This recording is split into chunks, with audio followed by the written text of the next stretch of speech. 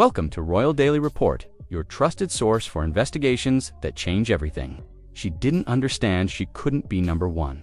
There is only one number one in the monarchy, and she didn't understand hierarchy. And she thought, because I think Harry is a sort of really decent bloke, but easily influenced, and I think he's found great love with her. Spiteful Fury by Meghan. Meghan gets what Meghan wants. What was spiteful about you? Well, to be rude to the Queen. Tom Bower does not enter a story unless it's already over.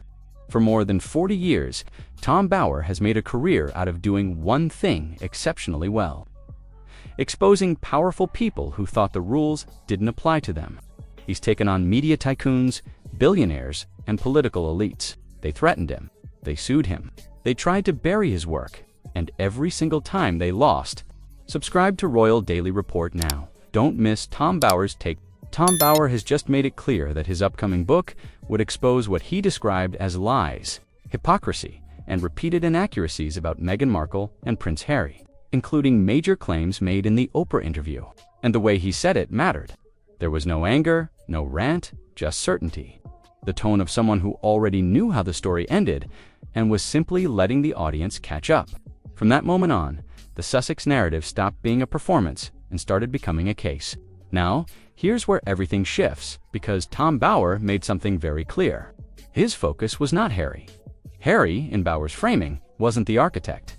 He wasn't the strategist. He wasn't the driver. That role belonged to Meghan Markle. In Bower's reporting, Meghan isn't presented as a bystander swept up in royal chaos. She's presented as the organizer, the person shaping messaging, managing perception, and steering the narrative at every turn. Harry becomes something else entirely. Not a villain, not a mastermind, but a participant who followed the direction already set. Stay tuned to Royal Daily Report. We reveal who's really in control. That distinction matters because Bower doesn't chase emotion. He follows influence. And in his view, Meghan wasn't reacting to the system. She was challenging it, reshaping it, and monetizing it while still demanding its privileges. This wasn't about love or family conflict. It was about control. And once Bower identified where the control lived, the target was locked. Harry may have been loud, but Meghan in this story was the one holding the wheel. And that's when things stopped being personal and started becoming dangerous. When the book Revenge finally landed, it became immediately clear this wasn't a tell-all. It was a case file written by Tom Bower.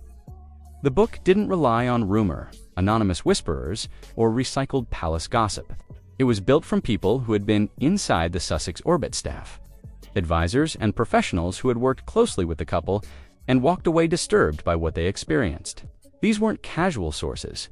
They were named, they were positioned, and they came with timelines, documentation, and first-hand accounts. Bower didn't write an emotional language. He didn't dramatize. He stacked facts. Every chapter followed the same rhythm: what was said publicly, what allegedly happened privately, and where the two no longer lined up. Don't forget to subscribe to Royal Daily Report for the documented evidence. That's what made Revenge so unsettling. It didn't ask readers to believe anything. It asked them to notice the pattern. Here's where the Sussex story really began to crack.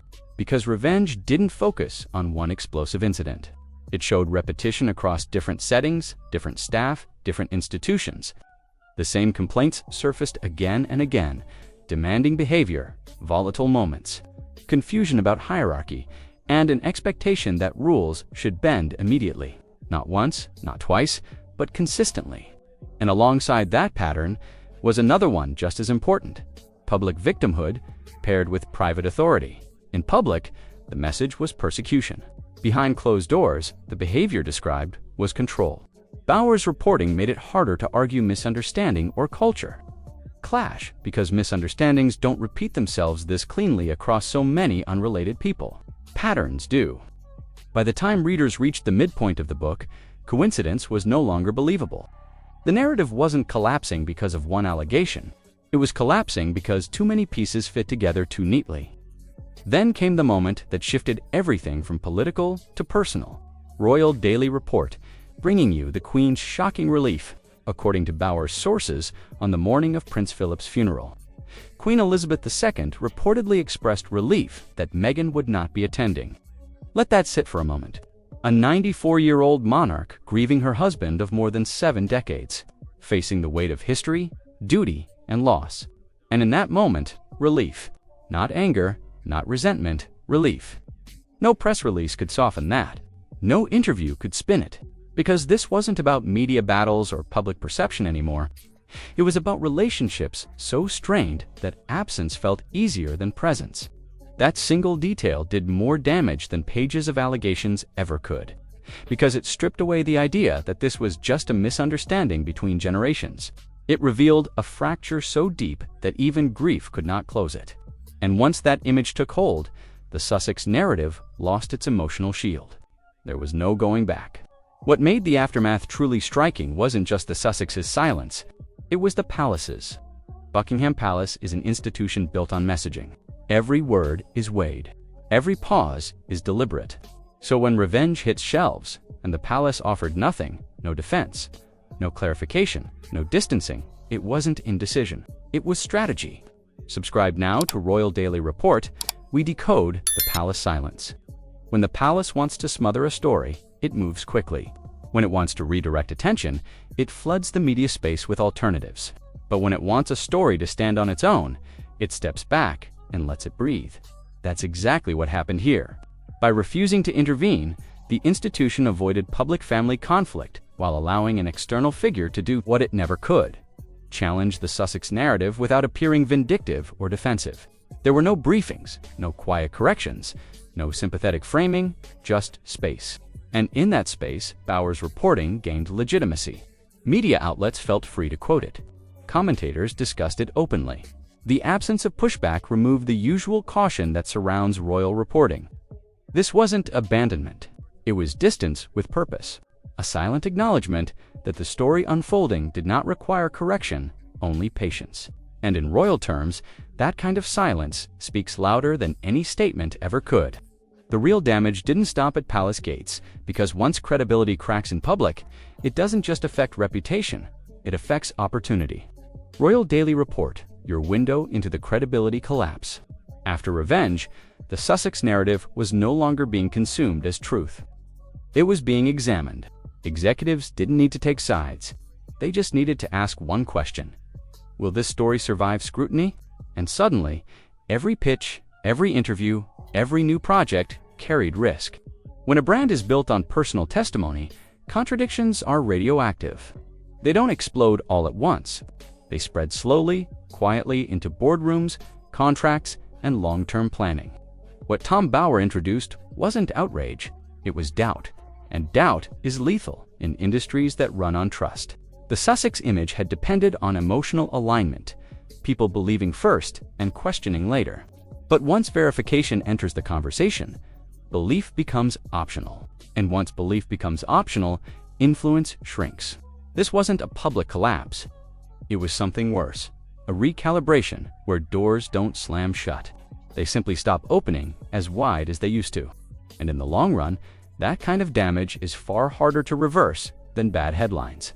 Here's the truth most people miss about Tom Bauer. He doesn't finish stories. He opens doors. Don't forget to subscribe to Royal Daily Report. This story isn't over. Every major investigation he's ever done followed the same pattern. First the public declaration, then the documented exposure, and finally, the part that comes after everyone thinks the noise has died down. That's when more people come forward.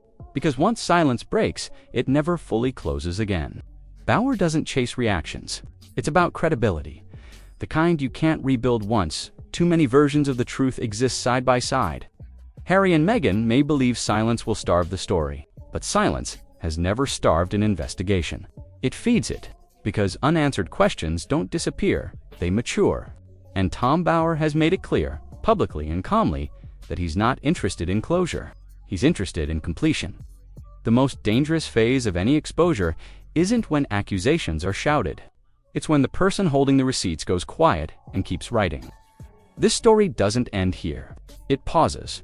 And when it resumes, it won't arrive as outrage or drama. It will arrive the same way it always does, with facts, with names, and with consequences that can't be undone once they're finally spoken out loud.